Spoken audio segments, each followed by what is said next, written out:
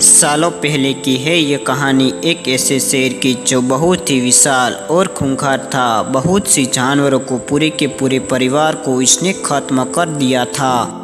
लेकिन वृंदावन जंगल के शक्तिशाली राजा सूर सिंह का बस एक ही मकसद था और उस शेर को पकड़ना और अपना बदला ले लेना। दरअसल इस शेरनी ने सूर सिंह की बेटी को मारकर बड़ी दुश्मनी खरीद ली थी। एक बार राजा सूर सिंह और उसके सिपाही एक जंगल में सवार होते हुए और राजा सूर सिंह का एक दोस्त भी था और जिसका नाम चीता था, वो भी उनके साथ था। वहीं दूसरी ओर सुंदरवन नाम की एक घना जंगल था और उसमें एक शेरनी और शेर और उसका बेटा रहते थे।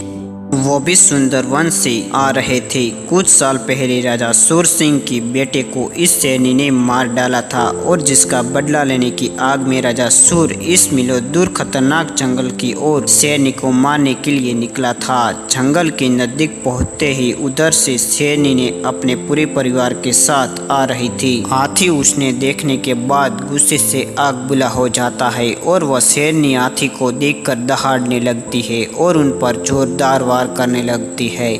लेकिन तभी वह अब नीचे गिर जाती है और वह सब दूर चले जाते हैं और शेरनी ने बाहर आने का बहुत इंतजार करने लगते हैं। तब राजा सूर सिंह अपने सिपाहियों से, सुनो साथियों, अब तुम सबको तैयार रहना है, वह शेरनी कभी भी यहाँ आ सकती है। तब राजा का एक सिपाही रामू, जो कि इस विशाल खूंखार शेरनी से बहुत ज़्यादा डर गया था और अपने राजा से कहता है, महाराज, मुझे बहुत डर लग रहा है, चलो हम यहाँ से चलते हैं और यह शेरनी मुझे बड़ी खतरनाक लग रही है महाराज।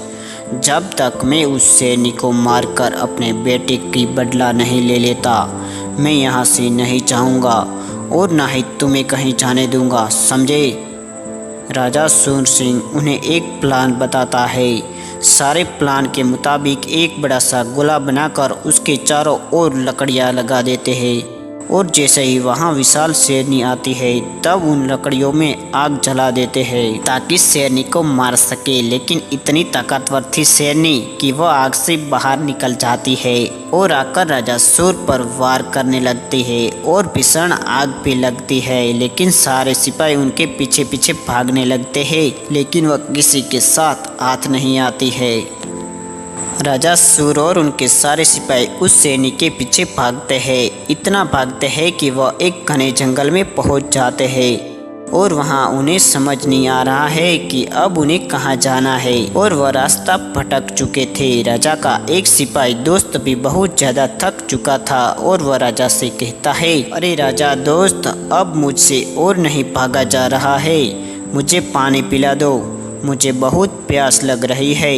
तुम परेशान ना हो, हम देखते हैं, पानी साथियों को ढूंढने के लिए भेज देता है। लेकिन इस जंगल में कहीं भी पानी की एक बूंद नहीं मिलती है। तब आकर अपने राजा से कहता है, महाराज, हमने पूरा जंगल छान मारा लेकिन कहीं से हमें पानी की एक बूंद नहीं मिली है।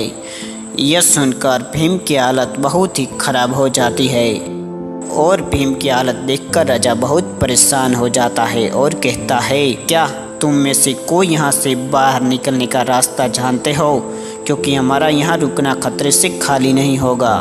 तब उनमें से एक कालू हाथी बोलता है, हाँ महाराज, मैं जानता हूँ, चलो मैं तुम्हें बताता हूँ हम कहाँ से बाहर निकल सकते हैं। तब उसके साथ भीम को उठाकर हिम्मत करके वहाँ से आगे निकल पड़ते हैं। लेकिन थोड़ी देर बाद वो देखते हैं कि वह कालू हाथी उनके साथ ही नहीं है। यह देखकर वह सारे बहुत ज़्यादा डर जाते हैं और बेचारा भोलू कहता है, जी कालू हाथी कहाँ रह गया है, अब हमें कहाँ जाना है, वह हमें धोखा दे रहा है, वह जरूर कुछ छल कर रहा है महाराज। तो थोड़ी देर बाद वह कालू हाथी वहाँ आ जाता है। तब राजा उसे कहते हैं,